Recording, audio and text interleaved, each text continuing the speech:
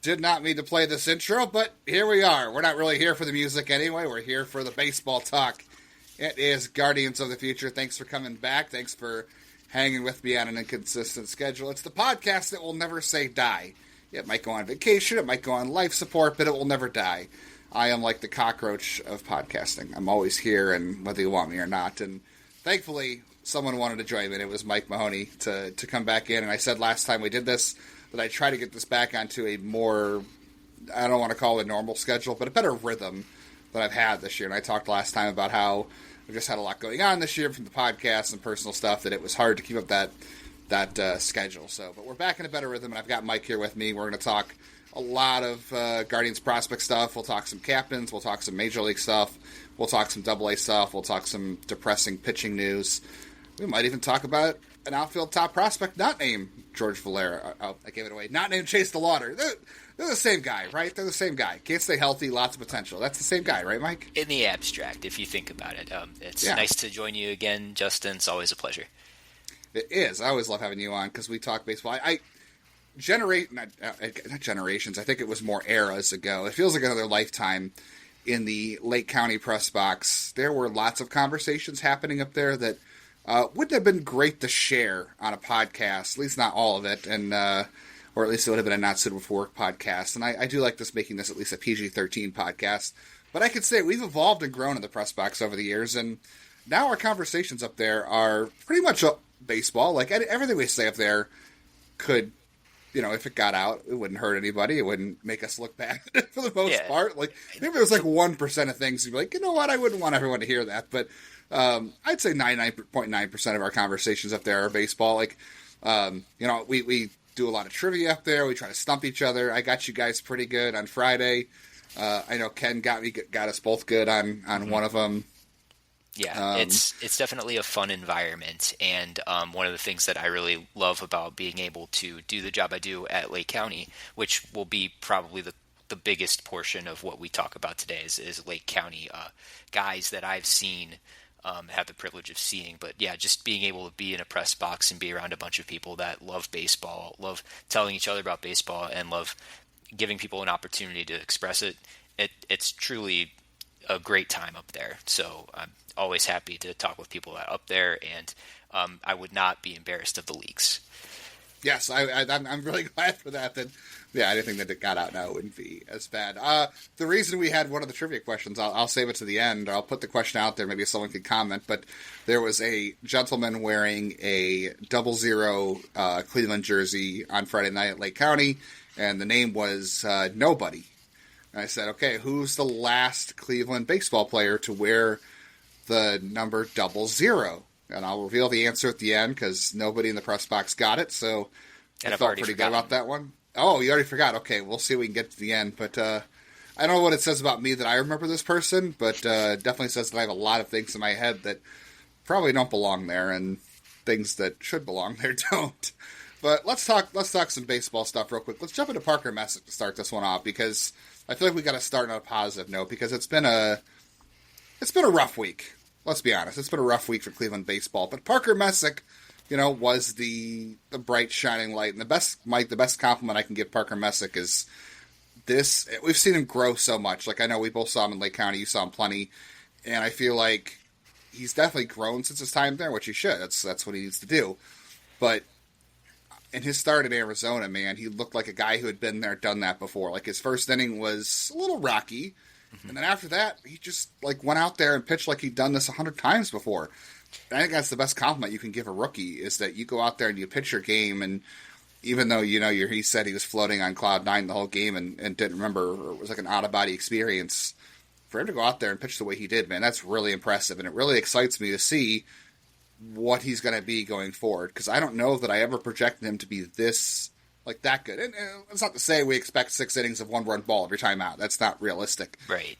But for him to do that in his first start and look like a confident, experienced, and poised as he was, I'm definitely more excited to see what he has going forward. I agree. And I think the poise and the confidence were two of the big carrying things for Messick when he was at Lake County. Between 23 and 24, I felt that his stuff took a bit of a tick up.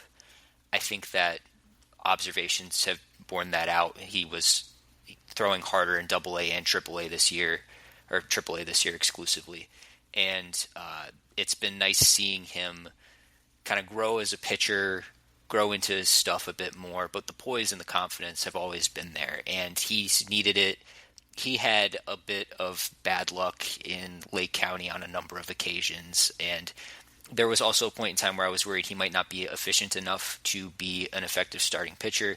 This was not something that would necessarily show up in your stat line scouting, but around 4 to 4.5 walks per 9 was about his peak when I remember watching him in high A, and that would vary between start to start. He'd be 3 or 4 walks one start, 1 to 2 the others.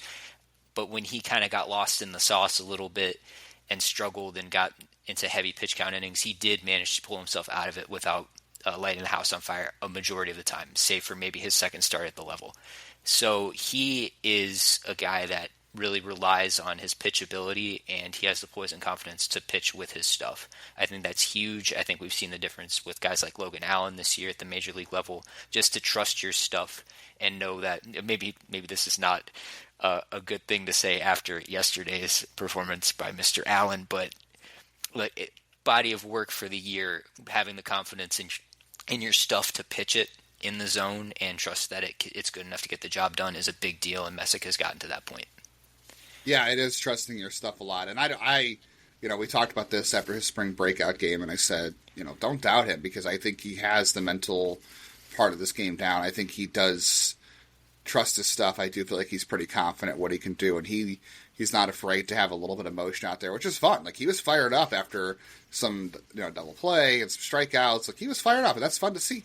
I like guys. He's and if you've ever heard Parker speak, which if you listen to Locked On Guardians, we had Parker on back in March after the spring breakout game. He is extremely humble. I know he's very faith-based and all that, which great for him. And if it's not your thing, that's fine too. It's his thing, and he's not trying to show anybody up. Like, he's not trying to start anything. He literally, I know he told us that the reason he gets fired up out there is because he executes a pitch that he has been working on in a certain situation. And finally, it worked out for him in the game, and he had a chance to use it. Like, that's what gets him fired up, and it's about him seeing the work that he's put in actually show up in the results on the field, and that's what gets him fired up. It has nothing to do with showing anybody up.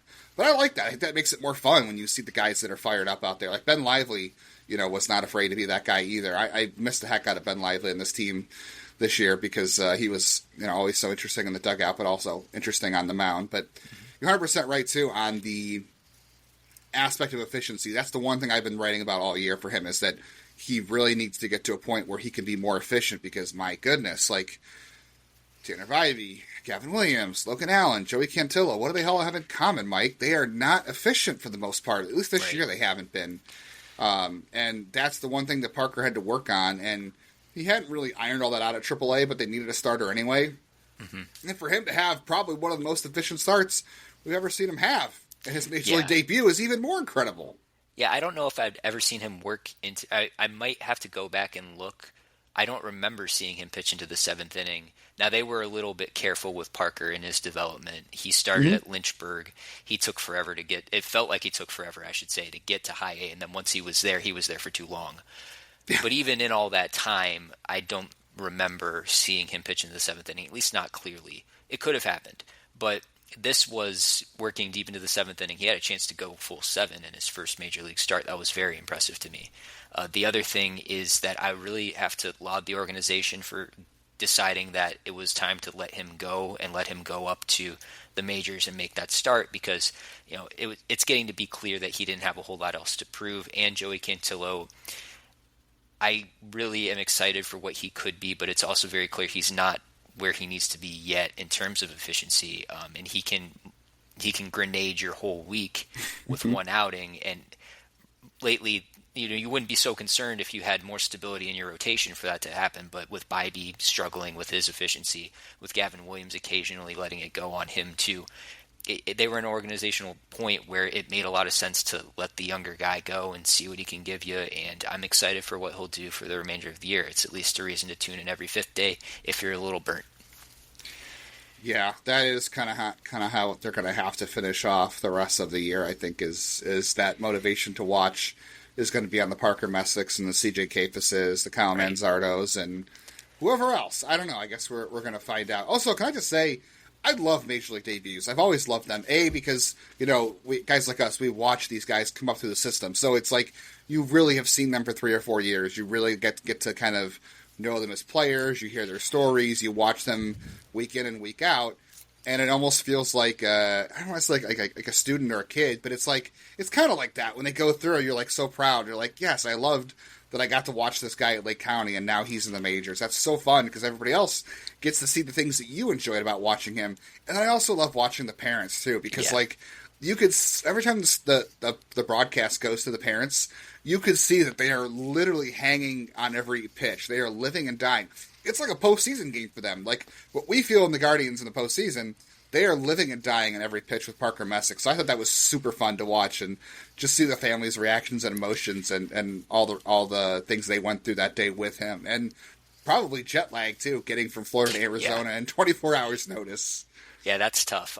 My friends and family have learned to maybe temper their expectations when I get excited about a guy. The first time I rallied the troops to go watch a debut was the Hunter Gaddis debut, and that was not the debut you wanted Hunter Gaddis to have. I think you were right, and long term, he's been a valuable member of that bullpen. No, I thought he was going to be a good reliever at the time of that debut, but I also still believed he could be a starter, and very quickly got a definitive, maybe not definitive no. Let's just call it what it was. The home run parade was not pleasant. But hey, you know what? The Guardians also thought there was a chance he could be a starter too, and they also had to quickly recognize that the bullpen was the best way. So even they didn't get it right. How can they expect us to get it right if they don't get it right? You know what I mean? We like to think that we're good at this and we watch enough baseball, but at the end we're two guys who watch baseball and get paid to watch it, but we also are not working for a team for a reason. Right. There's caveat with all of this, everyone. We're just we don't have a ton of special insights, anything that we're trying to glean. We're working off the same platform you are. Yeah, we're just having fun and just talking about what our eyes have seen and what we've read and the data that we're aware of. Let's move on to another guy, John Means, another left-hander. We're going to talk about a lot of left-handed pitchers today. Yeah. Ironically, that's been a weird development for the system too. Is all Lake County is anymore. Their whole rotation's left-handed pitchers, with the exception of I guess they sort of piggybacked Alonzo Richardson today, but that was not intended. Yeah, I mean you have Sean Matson who is right-handed. He's been piggybacking too. Yeah. So, but yeah, it was Josh Hartle. He's gone. It's still Michael Kennedy. It's still Tugboat. Mm-hmm. And John Means has been a part of the rotation twice now through. I have not been in person to any of John Means' starts. So what I've gleaned from John Means is what I've watched, what I've read, what you've said.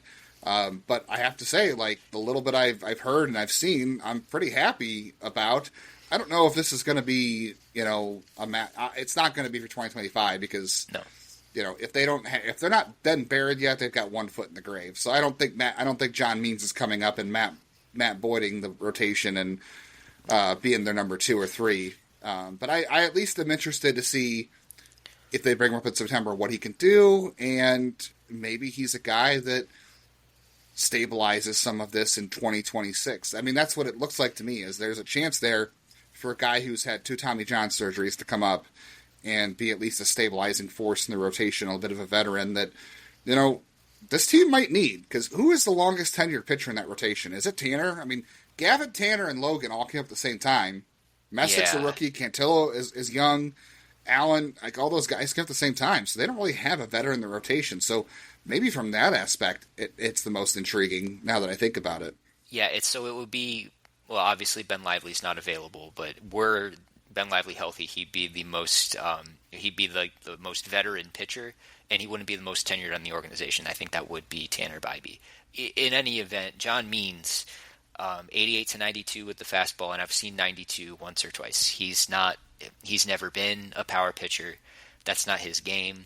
His game is command and control with the secondaries primarily, and that's still there. It's still intact. You can see how this was an effective pitcher in the majors, and frankly, you can tell when a guy who was effective as a major leaguer still has it against minor leaguers. These games where he's come in and pitched, it's been an appreciable difference in quality, and you don't really look necessarily for that in a rehab start. You just want to see people get through them healthy, firstly and foremost. So for him to still have it and still be effective, I'm very encouraged by that. It looks like he is recovering well from his Tommy John. He's still a ways away. I saw him pitch 45 pitches this past week, and he was pretty good. He went through 3 2/3. He struck out the last 3 guys he faced. One of those he'd tell you probably should have been hit 400 feet because he hung a changeup up to, I think it was Eggy Rosario, who is also a guy who has some major league experience, and he got a little lucky on a 3-2 count. The guy swung and missed. But yeah, I'm really encouraged by what I see, and I think your point about him being an important piece in the back end of the rotation, ideally, is well taken. I think that is true. Yeah, and it's interesting to me, too, that this is a guy who's had 2 Tommy Johns, and you would think that, like, having 1 Tommy John, you know, your command might suffer. That's usually the last thing to come back is your command. This is a guy who's had 2 Tommy Johns in a very short span, too, because the first one... They almost back-to-back. Yeah, it didn't take, and he figured that out very quick that it didn't take. And for him to have the command that he's had so far, I know it's only high A, but, I mean, that's pretty surprising. But like you said, that's been who he is his entire... career so far. I really am curious to see what they do because Columbus is out of town, I think, this week coming up. Akron's out of town, although Columbus is down in Louisville, so that's not that far. Although I made that drive from Cincinnati to Louisville, or I should say my wife did. I was with her. She made that drive, and that was far enough from Cincinnati, so that's still not that close to Columbus. Yeah, and Lake County's on the road, so I was like, who are they? I mean... Lansing, I guess, is as close to Lake County as Columbus is to Louisville. So I'm like, where's John Means going to pitch next? Because you're right, he's not ready for the Major League. I think he needs at least 1 more rehab start.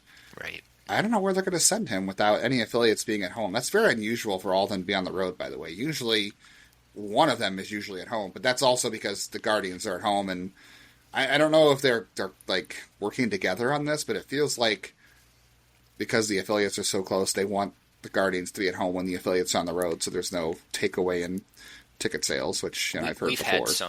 We've had quite a few overlaps with Cleveland being home while Lake County's been home. This seems like more of a fluke. Is Lynchburg home? They wouldn't send him to Lynchburg. There's no. No. They wouldn't do that. That's crazy. Yeah, you're not going to get any sort of. There's no reason for him to pitch there. No. You're not going to glean anything. But yeah, and that's also too far. Arizona.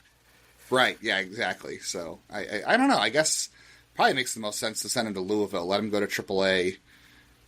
Because I think Akron's in Richmond. That's too far. Yeah, and there's no point doing a third. In Lansing. Yeah, and there's no point doing a third high A start if it's just the same distance. So, I wouldn't be surprised to see him go to Louisville. It would just be to meet the fantastic Jesse Goldberg-Strassler in Lansing. Yeah. But that would be the only pool I would imagine. Yeah, I don't think John Means is going to spend as much as it's fun to talk with Jesse about baseball and life. Yeah. I don't think John's going to Lansing to do that, but we'll see what happens there. I'm excited for that. Let's move on to another lefty, Josh Hartle. His debut for Akron, could have gone better. Wasn't great, not really surprised, but it was a long overdue promotion, and it stinks that I didn't even have a plan to talk about this, but we can throw it in here real quick. It stinks that the rotation spot was open because Dylan DeLucia is in the IL with an elbow sprain, and that's a guy who also has previous Tommy John and his under his belt, unfortunately. But what was it, 31 straight innings and 5 starts for Josh Hartle without allowing an earned run, 28 strikeouts, and 11 walks, I think. It's like, what took so long to promote him? It shouldn't have taken an injury. I guess it might have been innings, but and they needed someone to backfill the innings in Lake County, and I mean, they just used Alonzo Richardson. He could have come there at any time. Right. So I don't know what took so long for Josh Hartle to go up. They found the innings in rather short order. I think that they were not particularly challenged in so doing. So maybe there was some particular coach that Josh was working well with. I noticed that Josh seemed to have picked up a little bit of velocity. He was topping out at 95, which was not something that I expected to see, especially at the beginning of the year. I would say he was topping at about 93 at that point in time, and I'd say that's the top end of his velo band now. So there's a little bit of something cooking there, and it doesn't make the fastball any less hittable. I do think he needs to be judicious with how he uses that pitch. Primarily, he's going to be trying to get people off the barrel with the cut fastball and trying to work back foot sliders in. He's very effective at doing it, and he's got a unique arm angle when he's approaching the hitters. I think that those things combined can make him a very effective pitcher as a mix-up. I think he has enough pitches to make it work as a starter. I think he's probably a back-end starter unless something changes with his arsenal in a pretty major way between now and when he gets to the major leagues. There's also, because of the way he delivers the baseball and the possibility for stuff to increase, you'll hear me say this a lot because it's high A, the really good pitchers are in your rotation, but there's a lot of bullpen potential for basically everybody at the level. A guy with his release point, to me, evokes an Andrew Miller type of release. He doesn't nowhere near the stuff of Andrew Miller. Andrew Miller was always very stuffy, but it's something where if you look at so many lefties, like I've had to look at so many lefties this year because Lake County's full of them. It's a rotation full of lefties right now. You try to find out the things that make them unique. You try to identify what the organization might have seen in them, and you try to think about what that would look like in 3 to 5 years if it doesn't work out perfectly. So this guy, best case scenario, I think back end, middle of rotation, if there's a little bit of a pickup in velocity or he gets a little bit of a more interesting breaking ball, finds more consistency with the changeup, those things could all happen. I think like your median outcome's probably still like a multiple inning relief pitcher who's pretty effective. So with all that said, that's awfully harsh for a guy whose ERA at the level was like 2.5, right? And he didn't seem particularly challenged by anyone not named West Michigan most times he went out. He had a little bit of bad luck with balls in play, and he's a guy who's going to get balls in play. He's not a big strikeout guy, but he's also not going to hurt himself too much with walks. So I think that, circle him. He was probably already circled once people realized that he was going to be the bumper crop of the Spencer Horwitz trade. Do we call it the Spencer Horwitz trade now? Mm-hmm. So Michael Kennedy's still there. Michael Kennedy is still there, and he pitched today, or actually, he pitched yesterday, and he was quite good, and he could be quite good. I think Hartle's the more physical of the two, and if there is one that I would have pegged for a rotation, I think it would be Hartle, even though Kennedy's really pitchable. He really understands the craft. I think what I'm most excited about with Hartle, like you were saying, he's got the 95, and it's late in the season. This is the longest he's ever pitched in a pro season. So for him not to get worn down, but adding velocity is, I think, really exciting because that speaks to like what more could be in the tank for him as he's growing and learning. And you're right. To clarify, just to emphasize the point, that was in the last start I saw of him, which was the last start at high A. So that was about 4 innings ago in his innings count. Yeah, it's right there. Yeah, and that's great. Like he wasn't doing that in like June. He wasn't doing it in May. He's doing it in August, and he's at the most innings he's ever pitched in his baseball life. So that's something like normally guys like that start to wear down by now, and he's picking it up. So he does have the size, but that's exciting to see. And you're right, the fastball for him is always going to be light unless he changes the shape of it a little bit. It's always going to be something that if he's Aaron Savali was a good example of this, right? He was a guy who didn't throw hard. He could throw 91, 94, but kind of like Hartle, who still needs to work on the rest of his arsenal, but he's got a deep range of pitches. He's got a deep arsenal.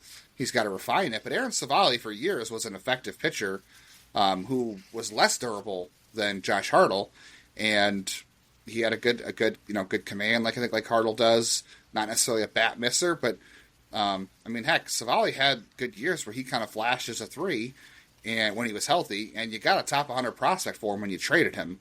Right. So I think there are a lot of good outcomes out there for Hartle. I hadn't considered the bullpen angle, and you're right. Obviously, I know you're saying that because you're saying like, well, that is maybe a floor for him. That's a possibility that he could be a major league arm in that way. And yeah, the fastball would look even better in the bullpen because he'd be in a shorter stint, and the unique release point, that would all help it play up. So I think Major League still is in his future, but I think it's been a great development for him, especially considering this is a guy who came into 2024 as everyone thought he was going to be a first-round pick, and things just really went off the rails with him trying to throw harder and chasing strikeouts. And that's just not his game.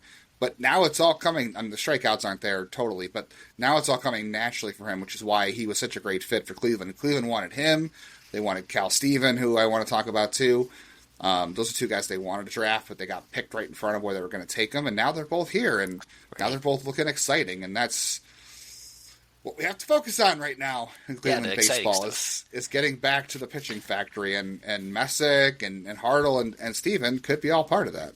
Now, I don't want to jump into dangerous territory, but every time I've looked at Khal Steven, I've had to double take and make sure it wasn't Shane Bieber. So, he looks like a bizarro cross between Shane Bieber and Kyle Manzardo in the face.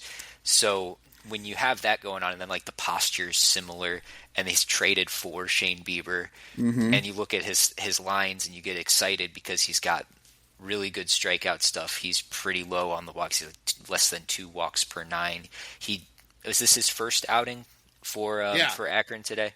He was pretty good, pretty impressive. I think it was 2 hits in 3 innings, 2 strikeouts, no walks. No walks. He's a guy that I'm excited to keep tabs on. From what I understand, a very traitsy fastball, which is something that Shane Bieber did not have ever. And a pretty good, as I guess, a split finger sort of change up, something of that variety. He's been kind of like working into an arsenal that's more traditional slider curve.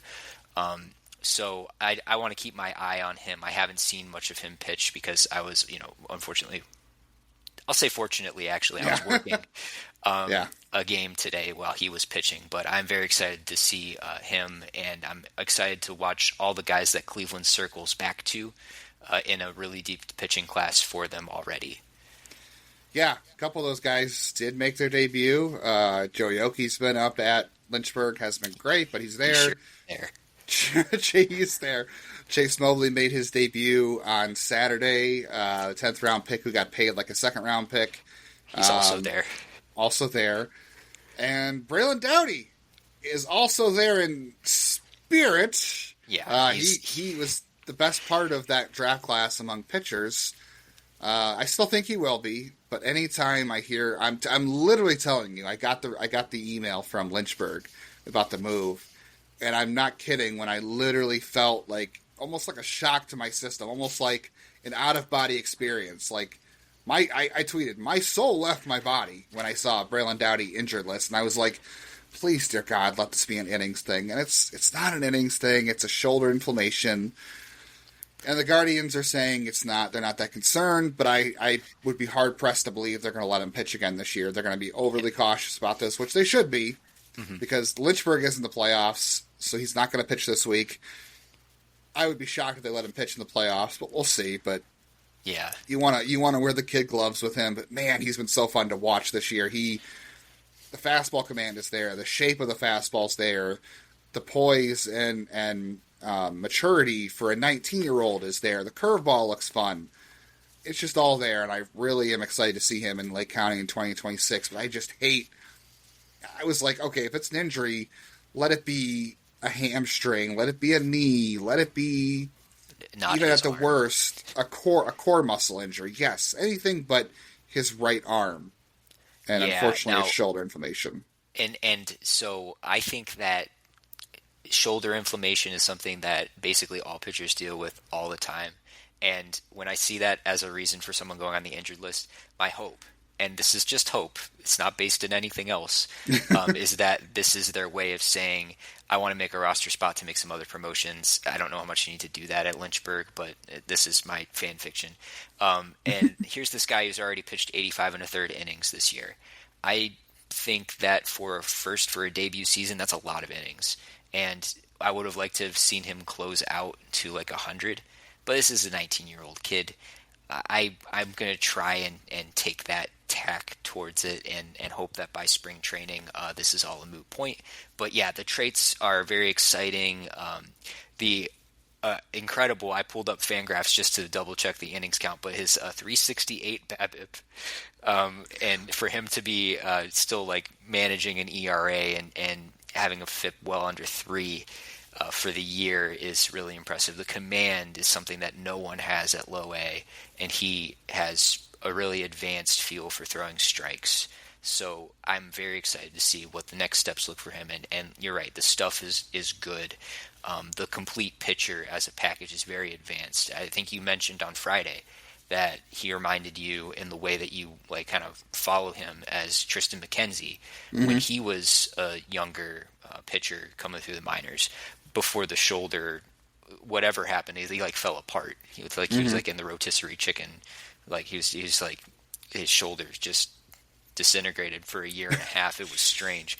So whatever happened with him, the shoulder inflammation doesn't sound as severe, but I certainly understand anytime anyone hurts their arm and their job as pitcher, you worry. But hopefully the encouraging parts of the season that we can take out, and it was a very encouraging season for Doughty. He's going to be someone that is really well regarded in the system in a very short period of time, as long as he's healthy. While you're on Fangraphs, did you also notice how many career wins Braylon Doughty has? That's 0. So he must not be any good, right? Yeah, that's right. And much like basically everyone in Lake County's rotation carries. Jackson Humphreys got his first win on, I want to say July 28th. It was very recent, and it was, a lot of people have not worked 5 innings in most of their starts. Doughty's done it a number of times, but usually working with no offensive support. Lynchburg's offense is one best enjoyed from afar. Yeah, it's been more exciting lately. Yes. I will say. They've gotten more fun. That'll be something to kind of talk about at the end of the season. We could do that, or I can have Jason Prill on from Lynchburg. We could talk about that, because there have been some names there, I will say. Yeah. Yes, there have been names. There have been names. There are more names. They've been exciting, and the majority of those names will be in Lake County next year, Mike, so you want to get to know them as soon as possible. You won't be able to enjoy them from afar. You'll have to watch them from up front, and you'll have to deal with it. Look, I'm ready for Riley Nelson. I thought he should have been here already. Yeah. I'm watching, and I do not disparage Mike Collado, and I do not disparage Kevin Rivas, who are better at baseball than I will ever be at anything ever. But I don't know if that's true. I don't know if that's true. I would like to have seen a different first baseman, please. Because you lost the really good one. Yes. You lost. Yeah, we could talk about him next. You lost the really good one in Ralphy Velazquez, and you know what? It was time. That man was on a tear. I can't go. I didn't look it up for the show, but I kept referencing July 1st on. But from July 1st on, the man had an OPS over 900 or 1,000, and the strikeout rate was in the low teens. The walk rate was in the mid-teens. Like, he just turned it on. Like, he just all of a sudden was like, oh, yeah, I am a first-round pick. And it's not to say he was doing badly before. There were some factors that were not working out there. Like, he was hitting a lot of balls hard that weren't going his way. And he acknowledged that early on, and the organization did. And, for, like, I've said this before on this show and other shows, for a 19-year-old, he only just turned 20 a few weeks ago, for a 19-year-old to recognize in high A that, hey, I'm doing okay, I'm hitting the ball hard, I feel good about my process, things will come. Because a 19-year-old first-round pick, I want to hit home runs, I want results, I want to look good, I want to play good, I want to feel good. And probably the first time in his baseball life that he's ever struggled. This is what baseball does. Mm-hmm. And for him to have that maturity about it, it says a lot. And then for him to come out in July 1st until now and just being an absolute heater, I mean, the town of Reading has not recovered from Hurricane Ralphie. Like, he went out there and just devastated. Now, to be fair, Reading is the best hitter's park. It's the best hitter's park east of the Mississippi. It is a bandbox, and it plays small. And the Double-A pitching rotation for the Phillies right now is not a whole lot to write home about. But that doesn't take away from the fact the man was hitting, like, 380-foot left center bombs out there. Like, those are still big boy hits. The exit velocities I heard were for the record, I see the Hawkeye things when I'm doing my job at Lake County. I had never seen Ralphie hit something harder than 107. I'm sure it had happened, and it probably happened on a ground ball because those are usually hit harder. But the numbers I was hearing for his Reading home runs, 110, 117. 114, yeah. Yeah, like these were not cheap by any stretch of the imagination. And he is very much capable of doing that when his swing's right, and it's been right for about 2 months at this point. We thought that he was going to get promoted about 3 weeks before he did get promoted, and I was glad that they kept him around, because the 3 weeks where we thought he was going to get promoted, he was special. His approach was almost perfect. It was readily identifying what he could damage, taking what he couldn't in 2-strike situations. Instead of taking what he couldn't, he'd spoil what he couldn't. Very impressive. I really do think that that's a special hitter, and it makes all the sense in the world when you identify a special hitter to take that guy and bring him away from a very demanding defensive position and catcher. So I think that organizationally that's a sensible move, especially as he's kind of grown as a hitter, and you haven't had to worry about limiting him and not challenging him offensively because he needs the work defensively that he almost certainly would as a catcher. Yeah, the organization last year tried to say, well, we don't want to say that catching's dead for him. We want to keep it alive. And they referenced David Fry, and I was like, okay, I could see that. He could play some first. Yeah. Could play some left. Maybe he catches once a week or whatever. He has not caught since he was drafted, except for a couple games in Arizona in 2023. I would say at this point he is a first baseman / left fielder. I will say this, though. I don't know what they're going to do between Kefis, Manzardo, and Ralphie, but Ralphie's a good first baseman than the current. Oh yeah, but Ralphie's. If you want to talk in terms of defense, if you want to just do the defensive pecking order at first base, I know first base defense isn't sexy, nor should it be, even though Carlos Santana makes it fun most times. It's CJ Kefis, it's Ralphy Velazquez, and it's Khal Manzardo. Khal Manzardo, unfortunately to me, is a DH. He is literally just a DH. Ralphie's not a bad defender. He could play first base. He's athletic. He's a surprising left fielder. I don't think he's going to maintain his range as he adds weight to his frame, but he's quicker than you think, and he's got surprising athleticism. There were a couple plays that he made in the playoffs last year where he was making leaping plays at the wall. I'm like, who is this guy? He robbed a home run last year. Right. This happened right before my eyes. It was his 7th game doing left field at all. It was sensational. Now, they haven't done a ton of that with him, but there have been a lot of people coming through the outfield in Lake County, and they didn't have a need to plug someone in there. They obviously, as I might have indicated, they don't have any other people to play first base right now. So he was playing a lot of first base. But with Kefis, going up the ladder, if there is someone blocking first base, I feel comfortable with him in the outfield, and I think the organization does too. Yeah, I hope they get him more reps out there, especially because by the time he reaches the majors, I don't think Stephen Kwan will be with Cleveland one way or the other. So left field is something that could be open for him or CJ Kefis, or one of them can play first base, because like I said, Khal Manzardo... Yeah, Manzardo cannot. Yeah, he's going to have to be a DH. He is. There's 2 names I want to throw out there when we wrap this up. So let's start with George. Actually, there's 3 if we include the unofficial trivia question. Let's do it. George Valera, man. You know what? I say screw it. Let's just see what he can do. What's the worst that could happen, right? Is he gonna look at a bunch of called third strikes? That'd be wild, right? No one does that. He's on a tear. Would you rather watch him play? I guess in the interest of having something watchable or something to look forward to. Like you said, the Guardians aren't out of the playoff race, but they are quickly digging themselves the hole to put on the gravestone. Yeah, they're going to need reasons.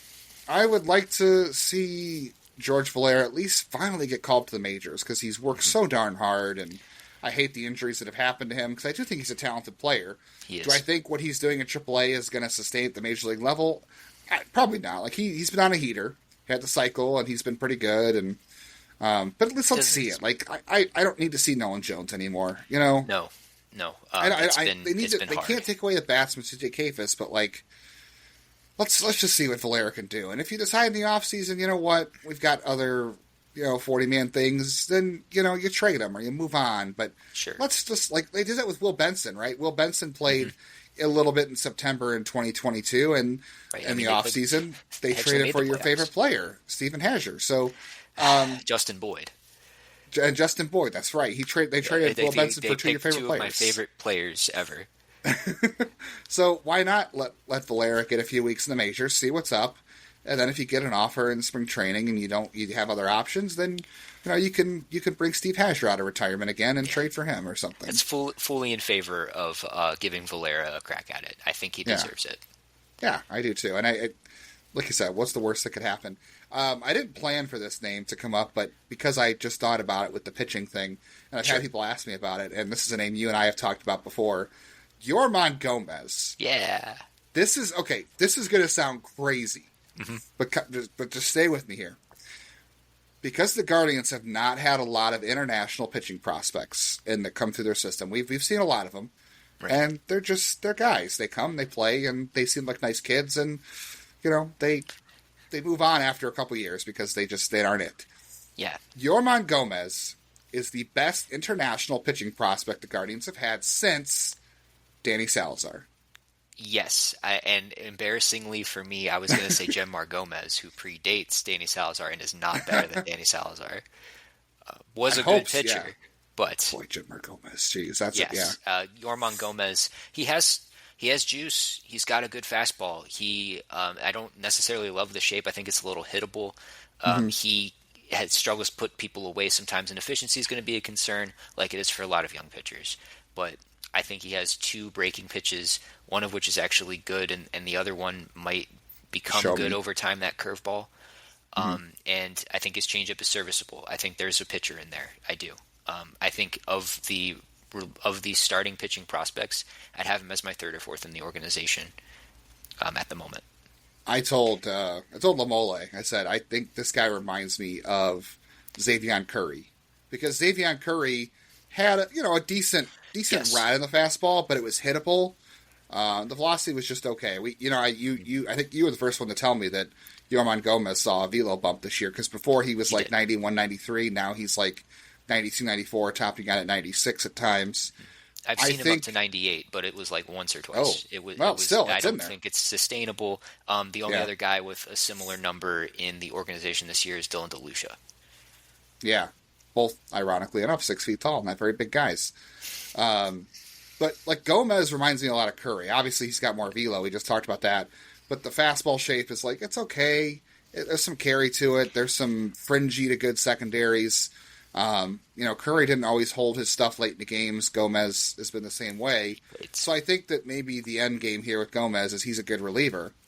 But I think, like Kajuma, the 98 becomes more believable as a reliever, doesn't it? And then you only need one of those. Carlos Vargas situation at that point. Yeah, I mean, because Carlos Vargas also had a hard fastball that was very hittable. Yeah. And I want to say Gomez has better control than... That's okay. He does. Vargas really struggled with his control. Yeah, so maybe that's the better, not comp, but like, I mean, once upon a time I was very high on Carlos Vargas, and I thought he was a future closer. So maybe Gomez is the best international pitching prospect since him, but the last successful international one they've had on the major league roster they developed on their own was Salazar. So I could see a reliever in Gomez, though. The fastball plays up. You only need one secondary for the most part. You just need a usable third one, and the control becomes a little bit less of a factor. But he's someone to at least pay attention to right now. I'm excited, and Mike, he's Rule 5 eligible at the end of the year. Yeah, that's somebody I would not take lightly in terms of you're going to have to protect him if you want to keep him. You're going to have to protect him. Like, for sure, you're going to have to protect him. If you wanted to see the pathway, you make him a 2-pitch pitcher and you stick him in the bullpen, Rule 5. Easy. Keep starting him, though, until he proves that he can't. I'm saying if I need to stash him on a roster, that's my roster utilization as a major league organization. I could see it. I could see someone. Do you think the Colorado Rockies would say no to him? The Chicago White Sox, the Washington Nationals, the Florida Marlins, I'm sure would love to get their hands on him. Absolutely. There's plenty of if they still existed, it's the Miami Marlins. I said Florida Marlins. The Florida Marlins don't exist. The Miami Marlins exist. The Florida Marlins, I don't know what they're doing. They're still looking at their 2 championship banners, one of which came against Cleveland. Good times are here to stay, folks. All right. Well, on that note, one of the years the Florida Marlins did win a World Series championship was the year that the last player on the Cleveland baseball team wore 00. Any last guesses? I finally told you on Friday, but because we were talking about a lot of things on Friday. You did. It's gone. I've totally forgotten. It's been a long weekend. I know. It's been a good weekend. Not of Guardians baseball, but lots of baseball and lots of conversation, so it's fair that it gets lost. And you've got more important things in your brain than I do, let me tell you. Because I for some reason, this happened in 2003, and here it is 2025, and I'm like, yep, I remember this guy. He was here for a whole year, through a lot, but he was not really memorable in terms of results. It was the infamous Rick White. Rick White. Yeah, there it Rick is. White. Yeah, it's Double never zero. going to stick. I'm going to get him confused with Alex White. and that's going to be Rick. it. Stick with Rick. So Stick you got to with use Rick. like a, what is that? Not alliteration. What is that? Like some kind of homonym? Yeah, I should know my literary devices, but for the moment, we're just going to say Pneumonic device. It's a mnemonic device. Yeah, that's Yeah. it. I graduated college, I swear. Yeah, I theoretically have a law degree. Yeah. Theoretically. So Rick White, there you go. That's your useless fact for the day that you can forget. Because if you have more important things to do than I do, you can forget that. But unfortunately, those are things that stick in my brain. So if you're ever wondering what I'm doing at like 1 o'clock on a Monday and you're listening to this, like, I wonder what Justin's thinking about. I'm thinking about Rick White and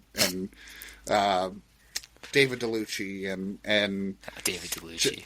And Jason Michaels and Jody Garrett, what could have Jody been. Garrett and Billy Traber and Brian. Yeah, that's what I'm doing. So yeah, if you're ever wondering, that's what I'm doing. You don't have to wonder. It's not really a mystery. Mike, appreciate you being on. This is a lot of fun. We should do this again soon. I've missed doing these with you. I've missed doing these all year in general, just because again, time daily commitments. It's a lot of commitment. Yeah, and I've just been working on other parts of myself this year. So, but this was extremely enjoyable for me, Mike. I hope it was at least as half satisfying for you.